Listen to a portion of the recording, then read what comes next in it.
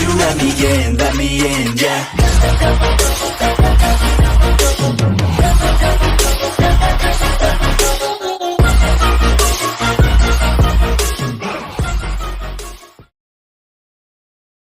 जैसा कि हमने पिछले पार्ट में देखा था, जेनोसामा अपने सारे ताकत को एक एनर्जी बॉल में तब्दील करता है और वो गोकू की बॉडी पर ट्रांसफर कर देता है।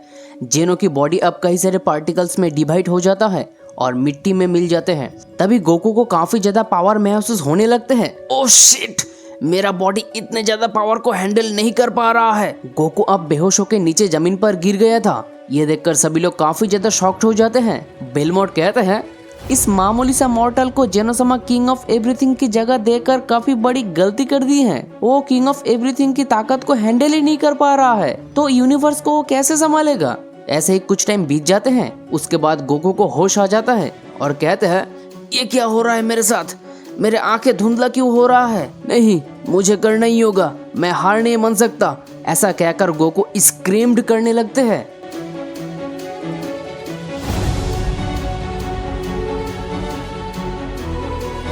गोकू का बॉडी से अब व्हाइट कलर का ऑरा निकलने लगते हैं। उसका रोशनी इतना ज्यादा था कि कई किलोमीटर दूर से चमक रहा था। वहाँ पे मौजूद कोई भी कुछ नहीं देख पा रहा था। गोकू का ऑरा का पावर इतना ज्यादा था कि वो सारे के सारे यूनिवर्स में फील होने लगते हैं। गोकू का हेयर का कलर अब व्हाइट हो जाते हैं और कॉस्ट्यूम भी बदल जाते हैं। फाइनली गोकू जेनो की शक्ति को अपने बॉडी पर पूरी तरह से डाइजेस्ट कर लेता है। गोकू को इस फॉर्म में देखकर सबके सब हैरान हो गया था। Congratulations Goku, the new king of everything. Goku अब फाइनली किंग ऑफ एवरीथिंग की कुर्सी पर बैठ जाता है, पर गोकू का शरीर का कई जगह से खून निकलने लगते हैं क्योंकि गोकू का कुछ ऑर्गन्स डैमेज हो गया था।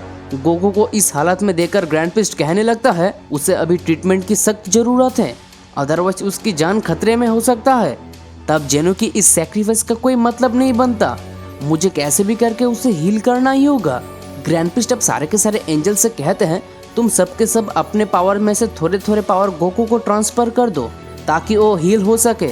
ये सुनकर सभी एंजल्स कहने लगता है, हम ऐसा क्यों करेंगे, हम इस गोकू को किंग ऑफ एवरीथिंग की पोजीशन पर नहीं मान पा रहे हैं। हाँ, मैं तुम सबकी बात समझ रहा हूँ। इवन मैं भी काफी उदास था जेनो की इस डिसीजन को लेकर, पर मेरे पास ऑप्शन ही क्या था। जेनो की बात कौन टाल सकता है। तो सभी लोग थोड़े थोड़े ताकत गोकू को ट्रांसफर करके अपने अपने यूनिवर्स में चले जाते हैं। मीनवाइल यूनिवर्स 7 पर बीरस और वेजिटा इस बात को लेकर काफी अपसेट था। बीरस कहते हैं, आज जो हुआ मैंने कभी नहीं सोचा था कुछ ऐसा होगा। वेजिटा कहते हैं, मास्टर हुईस, तो क्या मैं कभी भी कैकरॉट को ओवरकम नहीं कर पाऊंगा, वो तो अब किंग ऑफ एवरीथिंग बन चुका है। जवाब में हुईस कहते हैं, हाँ ये तो सच है, गोकू की बॉडी में अब एनॉर्मस पावर आ चुका है, पर वो अभी तक उस पावर को 100% यूटिलाइज नहीं कर पाएगा। रियली, क्या आप सच बोल रहे हो? तो मैं अभी भी उसे ओवरकम कर सकता हूँ। वही दूसरी तरफ बेलमोट काफी ज्यादा नाराज था। आखिर जेनो ने किंग ऑफ एवरीथिंग उसे क्या सोचकर बनाया, वो अब हम सब पर रूल करेगा। This is very unfair. नहीं नहीं नहीं, मैं ये कभी नहीं मान सकता। किंग ऑफ एवरीथिंग की पोजीशन मैं डिजर्व करता हूँ। मैं कितने सालों से जेनो की बात मान रहा हूँ। जेनो मुझे किंग ऑफ एवरीथिंग ना बनाकर उस गोकू को कैसे बना दिया, मैं उसे नहीं छोड़ूंगा, मैं उसे खत्म कर दूंगा। ऐसे ही कुछ हफ्ते बीत जाता है और हमें गोकू को दिखाया जाता है जो कि अपने पुराने बातों को याद करके एक पैरेलल वर्ल्ड में पहुंच जाते हैं। Congratulations Goku, the new king of everything. Goku अब काफी ज्यादा हैरान हो जाता है, कौन हो तुम और मैं यहाँ पे कैसे आया। वेल, तुम्हें घबराने की कोई जरूरत नहीं है, फिलहाल तुम एक पैरेलल वर्ल्ड में हो।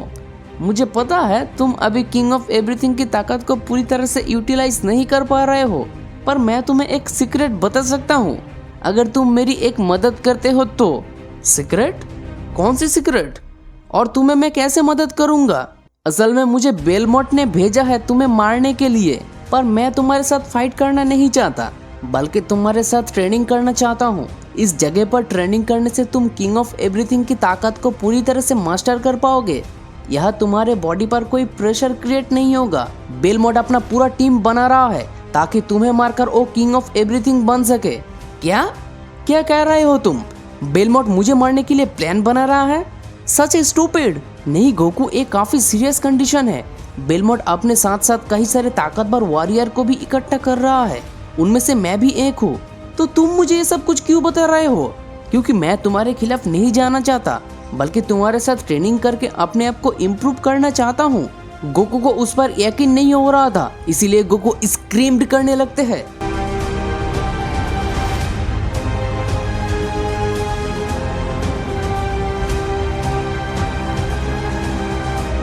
और गोकू किंग ऑफ एवरीथिंग की फॉर्म में आ जाता है।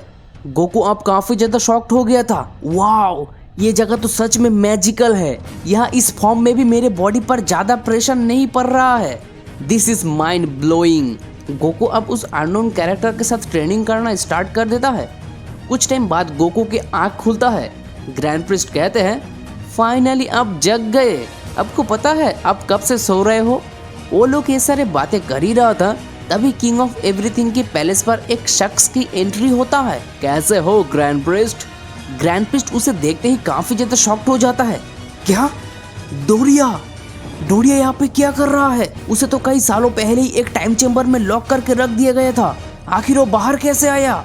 उसके बाद हमें कुछ दिन पहले का सीन दिखाया जाता है, जहां हम देखते हैं कि बेलमोट डोरिया को उस टाइम चेम्बर से बाहर लाने के लिए काफी तेजी के साथ टाइम चेम्बर पर अटैक करता है और डोरिया बाहर आ जाता है। थैंक यू बेलमोट सामा, मुझे बाहर लाने के लिए। बताओ मैं आपके किस तरह से मदद कर सकता हूँ? तुम्हें किंग ऑफ एवरीथिंग की पैलेस पर जाके गोकू को खत्म करके आना होगा। जेनोसमा उसको न्यू किंग ऑफ एवरीथिंग बनाया है, जो मैं कभी नहीं मान सकता।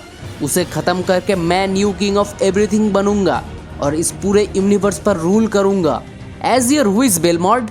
मीनवाइल जेनो की पैलेस पर आके डोरिया गोकू को अटैक करना शुरू कर देता है। तभी गार्डियंस आके उस अटैक को रोक लेता है। तुम्हारा इतनी बड़ी हिम्मत! ऐसा कहकर वो फिर से अटैक कर देता है, जिससे गार्डियंस काफी दूर जाकर गिर जाते हैं। ऐसा देखकर गोकू भी अब अटैक करना शुरू कर दिया था।